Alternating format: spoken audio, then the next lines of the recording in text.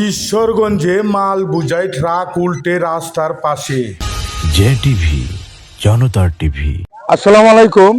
গত রাত 3 ঘটিকার সময় এই মালবাহী ট্রাকটি ঈশ্বরগঞ্জ টু নান্দাল রুটে হারোয়া বাজারের পাশে এই আইল্যান্ডের কাছে কিন্তু গাড়িটি উল্টে যায়। তাতে কোনো হতাহত হয়নি। এই সম্পর্কে যে গাড়ির চালক রয়েছেন ওনার কাছে তো আমরা এখন সরাসরি জানবো। রাত 3টের সময় ভিড়টা খুব সাবধানে পার হয়েছি। হওয়ার পরে রাস্তায় কিন্তু ভাগ হওয়ার পরে গাড়িটা নেমে যায়। আপনি কি তখন ঘুমাইছিলেন কিনা এটা সত্য করে বলেন? স্যার আমি ওইটা ভিড়টা আরো আমি পার হয়েছি বুঝছেন।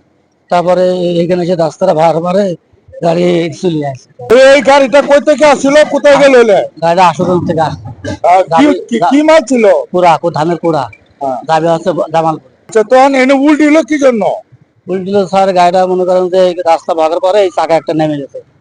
নামার পরে গাড়ি তো আর সোজা করতে পারেনি। এই কারণ কি হইতে পারে আপনি মনে করেন? কারণ আমরা যারা অনুমান করি হয়তো ড্রাইভার ঘুমায় গিয়ে হয়তো রাস্তা ছাড়িয়ে দিছে।